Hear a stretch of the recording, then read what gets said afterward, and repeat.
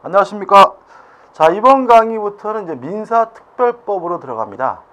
민사특별법은 출제 비율이 고정되어 있습니다. 15% 내도록 되어 있기 때문에 6문제죠. 6문제. 그래서 법이 총 5가지 법이기 때문에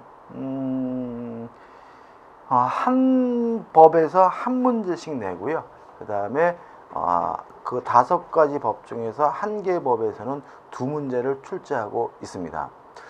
작년에는 부동산 실명법에서 2문제가 나왔어요. 그러면 올해는 좀 부동산 실명법은 한 문제로 나올 것 같고요.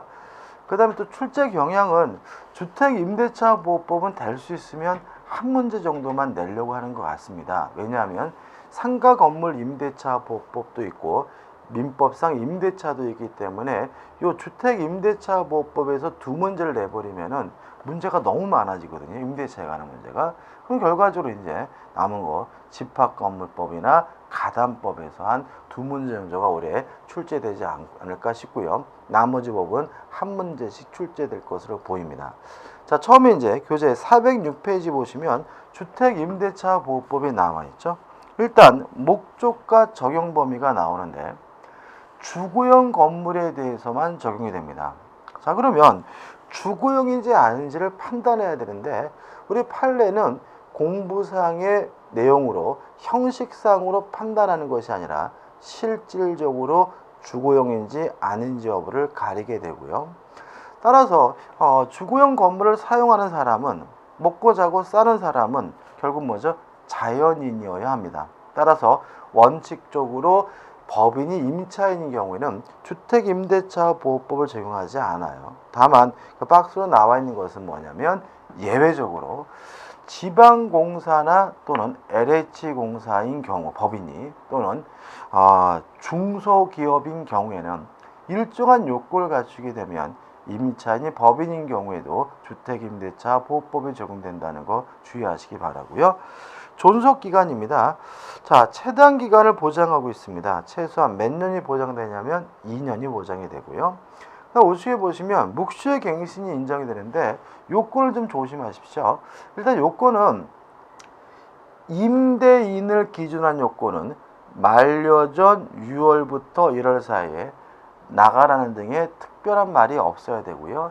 임차인에 관한 요건은 만료전 1월까지 나가겠다는 특별한 말이 없으면 자동으로 갱신이 되는데 이 주택임대차의 법정갱신은 법정갱신되면은 존속기간은 또다시 2년이 됨을 주의하시기 바라고, 다만 2년이 된다는 말은 2년이 보장된다는 말이지 2년을 살아야 될 의무가 있다는 말은 아니기 때문에 임차인은 언제든지 자유롭게 해지 통지할 수 있고, 임차인이 해지 통지를 하게 되면 3월이 지나면 임대차 계약 관계가 종료가 된다는 것까지 기억해 두시면 되겠죠. 그 다음에 제3절 주택임차권의 대항력입니다. 일단 임차권은 채권이기 때문에 원칙적으로 대항력이 없어요. 다만 주택임차권자는 주택을 인도받고요. 주민등록을 하면 이길날 뭘 갖느냐면 대항력을 갖는데, 주민등록이 뭐냐에 대해서 우리 판례는 1번 전입신고로 봅니다. 우리 주택임대차보호법은. 따라서 전입신고를 한 이길날 대항력이 생기게 되고요. 맨 밑에 이 주민등록은 대항력의 취득 요건인 동시에 존속 요건입니다. 따라서 어떤 이유든지 간에 주민등록이 말소가 되면 기존의 대항력은 소멸하는 것이 원칙이에요. 다만 그 주민등록의 말소가 불법이에요. 다시 말하면 담당 공무원이 실수로 잘못 말소했거나 또는 임대인이 임의적으로 불법으로 말소한 경우에는 대항력이 소멸되지 않고 유지가 된다는 거 주의하시기 바랍니다. 그 다음에 408페이지 오시면 주민등록과 관련하여 문제되는 경우가 있는데, 기억, 지번이 잘못된 경우, 니은번 호수가 잘못된 경우 이렇게 나와 있는데, 일단 대항력이 발생하려면 그 주민등록상의 지번이 정확해야 돼요. 첫째, 전입신고가 정확하면 됩니다. 따라서 전입신고가 정확히 됐다면 주민등록부에 잘못 기재가 됐더라도 대항력이 생긴다는 거 꼭 기억해 두시기 바라고요. 두 번째, 다세대 주택과 다가구 주택의 의미가 다릅니다. 다가구 주택의 경우에는 집업만 정확하면 대항력이 생기는 데 반해서 다세대 주택의 경우에는 집업뿐만 아니라 동호수까지 정확해야지만 대항력이 생긴다는 거 기억해 두시기 바랍니다. 그 다음에 대항력의 내용 1번 양수인에 대한 관계. 자, 집주인이 바뀌었어요. 그러면 대항력이 있다면 새로운 집주인에게 대항할 수 있고요. 임차 보증금도 새로운 집주인 양수인에게 청구하는 것이 원칙입니다. 다만 만약에 이 주택의 양도 후 상당한 기간 내에 이의를 제기한다면 이제는 양도인인 전 소유자에게도 보증금 반환을 여전히 청구할 수 있다는 예외를 우리 판례가 인정하고 있다는 거 기억해 두시기 바라고요. 이번 제3자에 대한 관계는 결국은 경매가 됐을 때를 말합니다. 자, 경매가 됐을 때 주택 임차권이 소멸되는지 안 되는지는 누구하고 비교하는 거죠? 최우선순위 저당권과 비교합니다. 따라서 만약에 최우선순위 저당권보다 먼저 대항 요건을 갖췄다면 경매가 되더라도 주택 임차권은 소멸되지 않지만 최우선순위 저당권보다 늦게 대항 요건을 갖췄다면 경매가 되면 주택 임차권도 무조건 소멸되게 된다는 거 주의하시기 바랍니다. 그 다음에 차임 보증금의 증감 청구권 해가지고 차임 증감 청구 해가지고 나와 있고 2번 차임 등 증액 청구의 제한이 나와 있죠. 자, 이런 얘기입니다. 경제 사정 등의 변동으로 해서 차임이 현실적이지 않다면 증감 청구권이 인정이 되는데 특히 증액에 대해서는 제한이 있습니다. 한 번 올렸을 때는 20분의 1을 초과하지 못하고 1년에 한 번밖에 못합니다. 이거는 전세권과 똑같고 또 조심할 것도 똑같은데 자, 이러한 20분의 1을 초과하지 못하고 1년에 한 번씩밖에 못한다는 것은 계약 기간 중 일방적으로 증액하는 경우에만 제한입니다. 따라서 계약이 종료가 되고 재계약을 하면서 증액하는 경우에는 아무런 제한이 없고요. 또 따라서 계약 기간 중이라도 임차인의 동의를 얻어서 증액하는 경우에도 아무런 제한이 없다는 거 항상 조심하시기 바랍니다. 그 다음 월차임 전환 시 산정률의 제한이란 말이 나와 있는데 이런 얘기죠. 보증금을 월세로 바꿀 때 어떻게 하느냐. 일단 두 가지 기준을 적용하겠습니다. 두 가지 기준을 정해놓고 두 기준 중에서 작은 것을 기준으로 합니다. 일단 첫 번째 기준은 대통령령으로 정한 비율인데 1할 10%고요. 두 번째 기준은 한국은행 기준금리에다가 4배를 곱해서 산출된 금액입니다. 요 두 가지 중에 작은 것을 뭐하지 못해요? 초과하지 못한다는 거 기억해 두시기 바랍니다. 그 다음에 보증금에서 1, 보증금의 우선 변제에서 요건이 나와 있는데 일단 대항 요건을 갖추고 있는 주택 임차인이 확정 일자까지 갖추게 되면 우선 변제권이 인정이 됩니다. 여기서 조심할 것은 뭐냐면 확정 일자를 갖추면 우선 변제권이 인정된다는 말은 항상 우선해서 돈을 받는다는 말이 아니라 확정 일자일을 기준으로 해서 배당 순위가 결정되게 된다는 거 주의하시기 바라고요.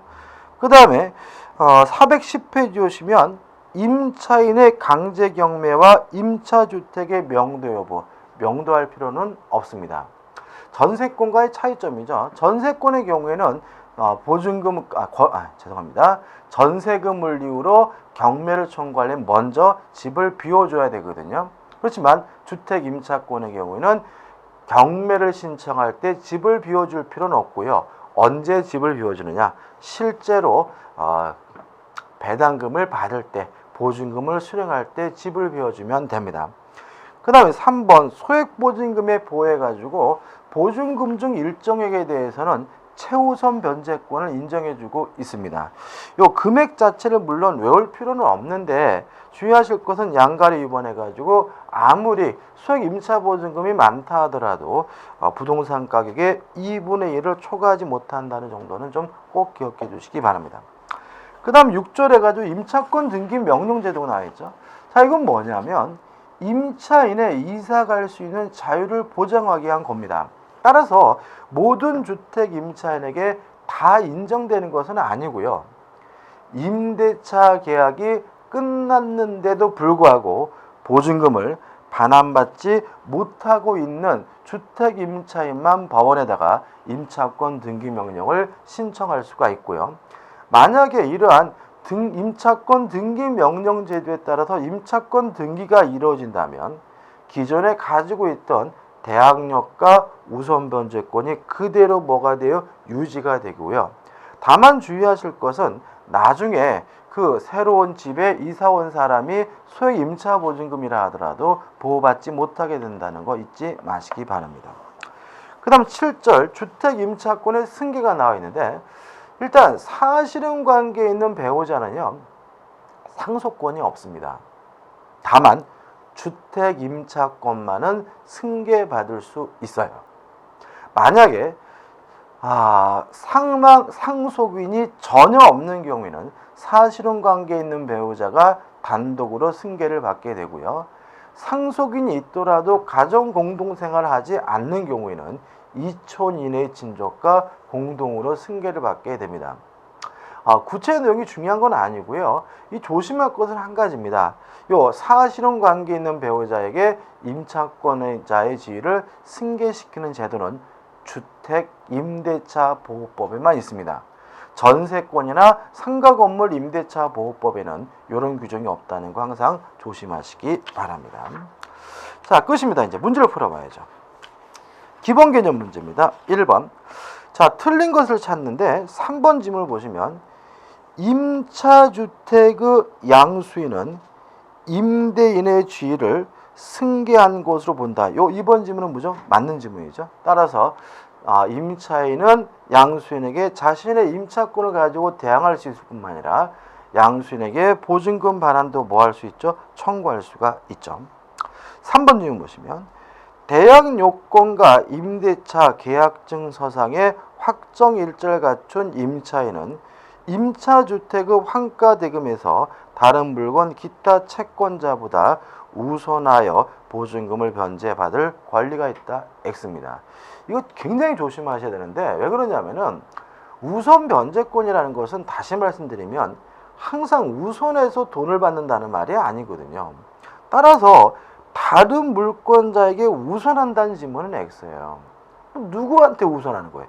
후순위 물권자, 후순위 권리자에게 우선한다는 말인 거죠. 따라서 다른 물권자가 아니라 후순위 권리자로 바뀌어야 되기 때문에 답은 뭐가 돼요? 3번이 되고 별거 아니지만 잘 틀릴 수 있으니까 조심하시기 바랍니다. 2번 문제입니다. 자, 옳은 걸 찾네요.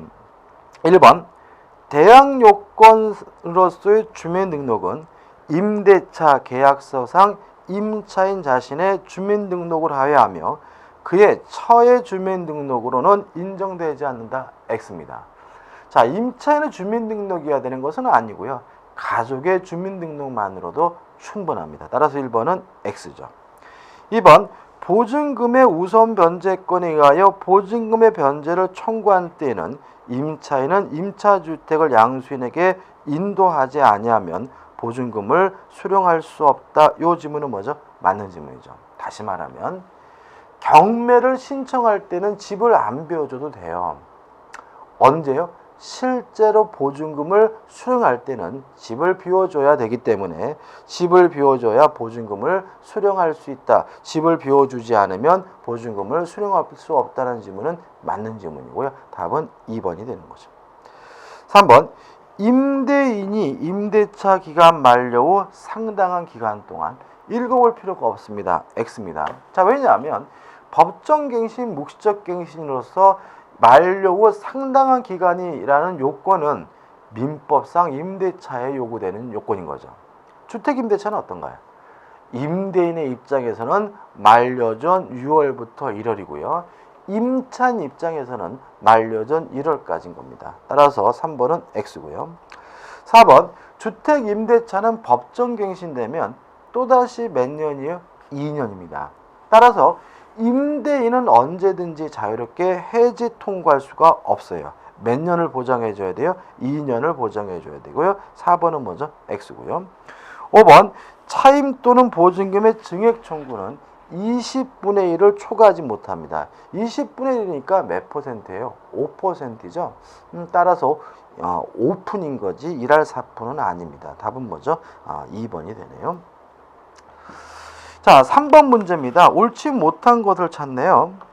자, 3번에 4번을 보시면 저당권 등 어떤 권리도 없는 주택을 임차하여 입주와 전입신고를 했으나 얼마 후 저당권이 설정돼 서둘러 확정일자를 받았다. 그럼 좀 적어볼까요? 자, 예를 들어서 이 사람이 지금 맨 처음으로 주택 임차권을 취득했고요. 이 사람은 인도받았고 전입신고를 했고요.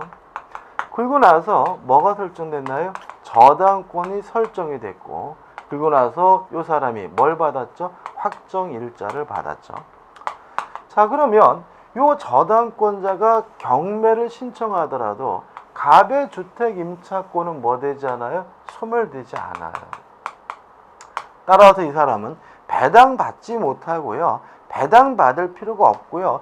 임차보증금 전액을 누구한테 받으면 되는 거죠?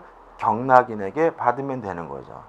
근데 만약에 이 사람이 배당을 받겠다라고 임의로 배당을 선택하게 되면 이때는 원칙적으로 주택 임차권이 뭐가 되냐면 소멸하게 되고요.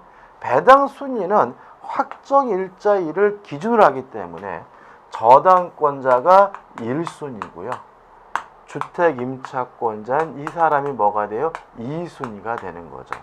여기서 이제 문제가 생깁니다. 만약에 2순위로서 배당을 받았는데 보증금을 다 받는다면 원칙에 따라 소멸하면 그만인데 1순위가 아니라 2순위이기 때문에 돈을 다 못 받는 일이 발생할 수가 있습니다.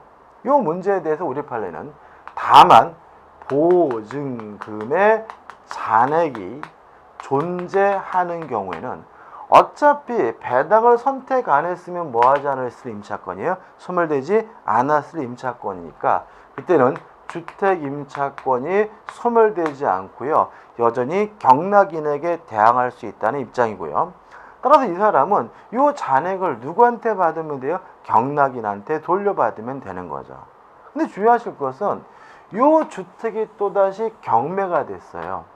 2차 경매가 실시가 됐을 때 이 주택 임차인이 이 보증금을 잔해 가지고 또다시 우선 변제 받을 수 있느냐 문제에 대해서는 이것은 인정되지 않는다는 것이 우리 판례 입장이고요. 이유는 인정해 줄 필요가 없습니다. 왜냐 어차피 잔액은 누구한테 받으면 돼요? 경락인한테 받으면 되기 때문에 우선 변제권 인정되지 않습니다. 이 사례도 은근히 잘 나오는 사례니까 정확하게 이해해 두셨으면 좋겠어요. 자, 그럼 다시 한번 볼게요. 자, 4번 다시 볼게요.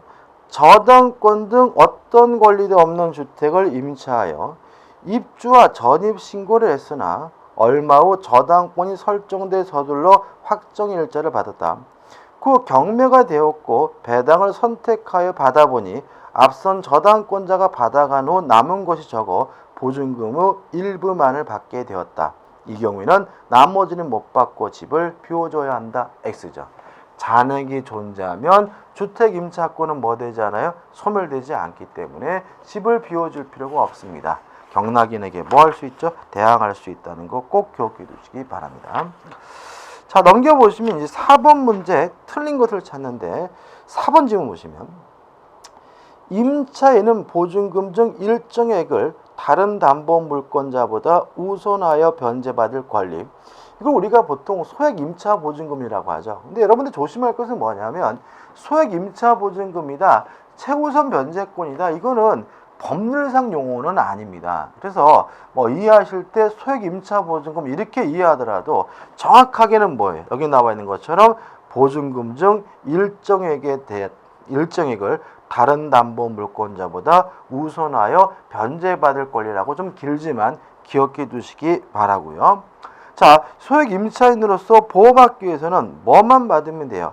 대항 요건만 받으면 되는데 보시면 이 경우 임차인은 주택에 대한 경락 개시 결정 전까지 대항력을 갖춰야 한다. X예요.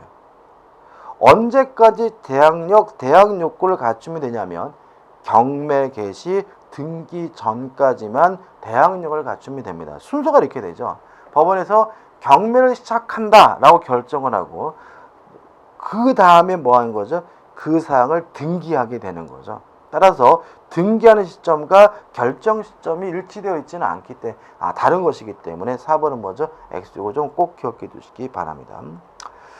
그 다음에 5번 문제입니다. 2번을 보시면 임차인은 임대차가 종료하지 않더라도 일정한 보증금 중 일정액에 대하여 주택 양수인에게 우선 변제를 청구할 수 있다. X에 보증금 일정액에 대해서 우선 변제를 청구하는 경우에는 경매가 되거나 임대차가 종료가 돼야 되고요. 종료하지 않은 상태라면 최우선 변제권 인정해달라고 요구할 수는 없는 겁니다. 답은 뭐죠? 2번이 되는 거죠. 자, 6번 문제입니다.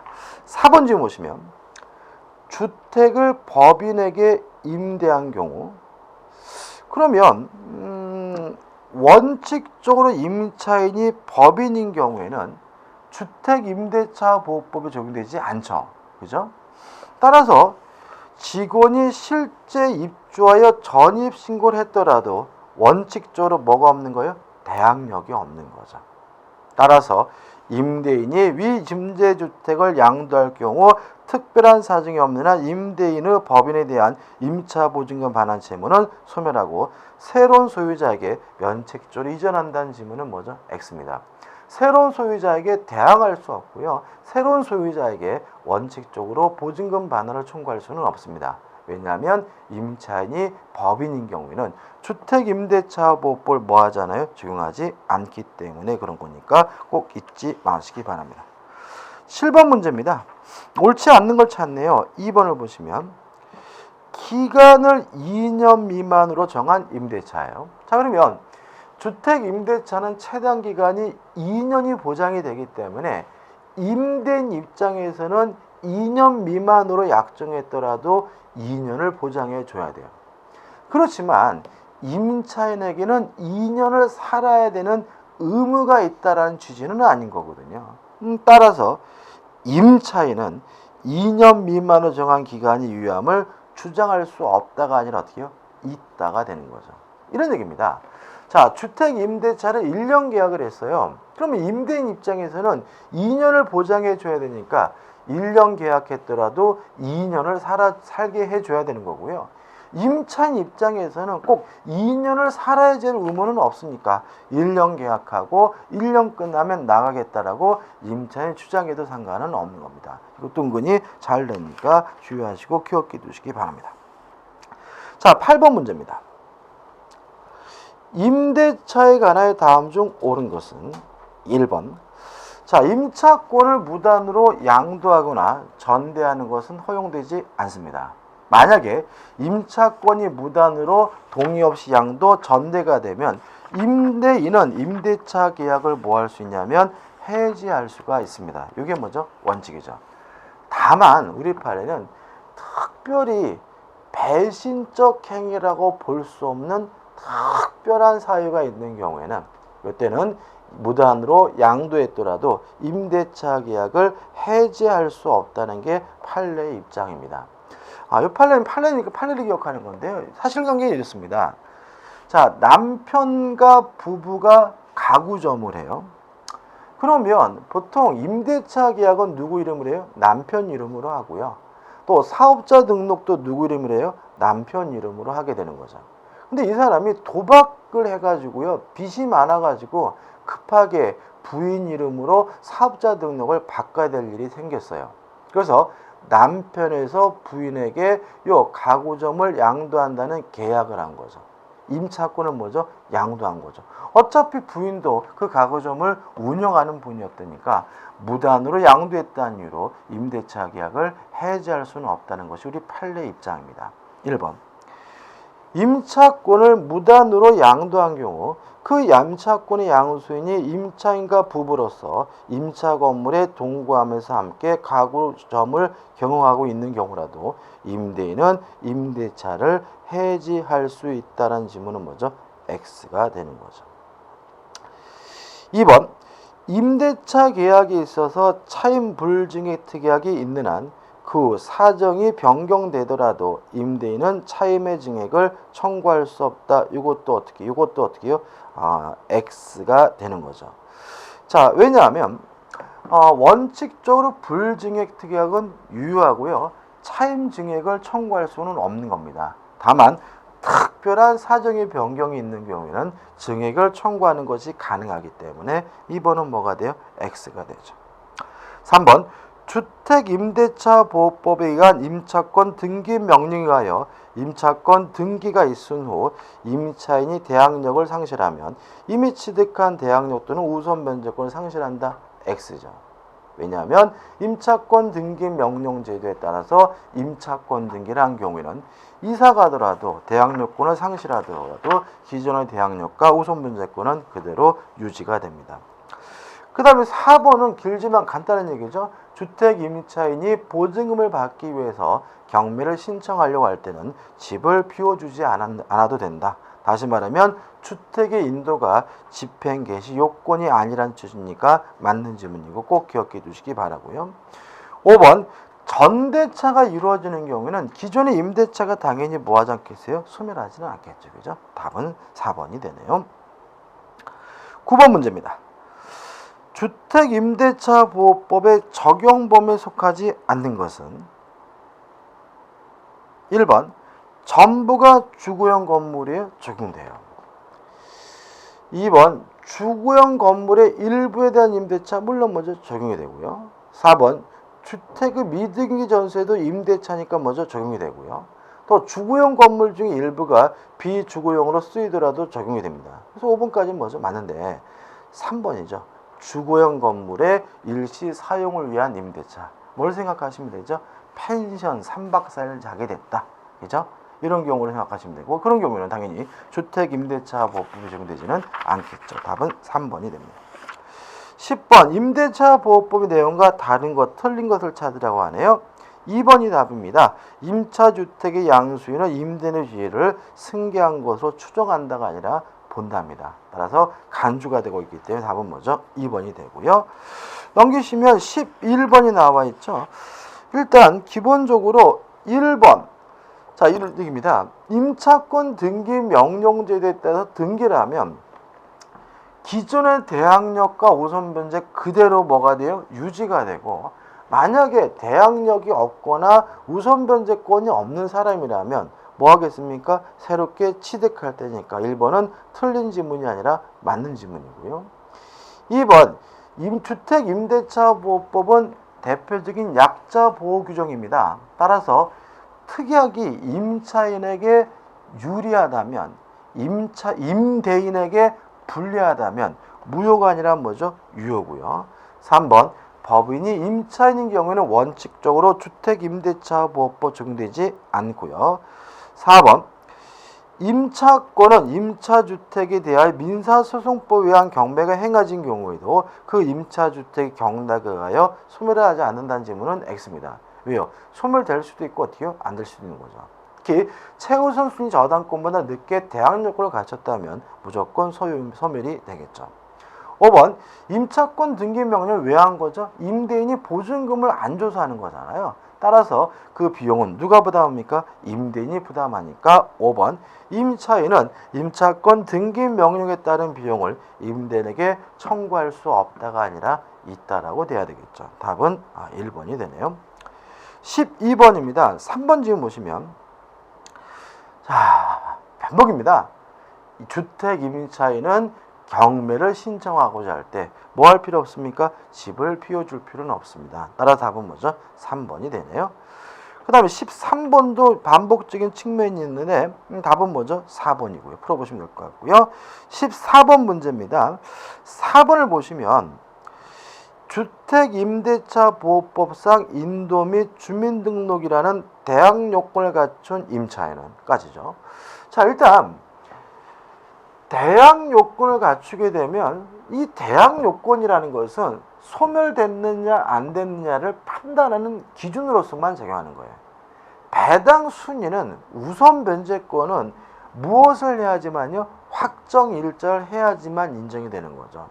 따라서 이 지문에 계속 보시면 임차인은 임차주택 경매 시 환가대금에서 후순위 권리자보다 우선하여 변제받을 권리가 있다. X죠. 왜요?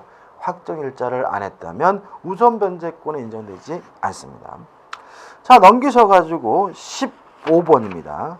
옳지 않는 것을 찾네요. 1번 보시면 비주거용 건물의 주거의 목적 일부를 사용하는 경우. 자, 우리가 주거용 건물의 일부가 비주거용이라도 주택임대차보호법을 적용합니다. 그렇지만 비주거용 건물의 일부가 주거용 경우에는 주택임대차보호법이 적용되지 않기 때문에 주택임대차보호법 원칙적으로 적용된다는 질문은 X고요. 답은 뭐죠? 1번이 되는 거죠. 자, 여기까지 하고요. 다음 강의 때 16번부터 들어가도록 하겠습니다. 감사합니다.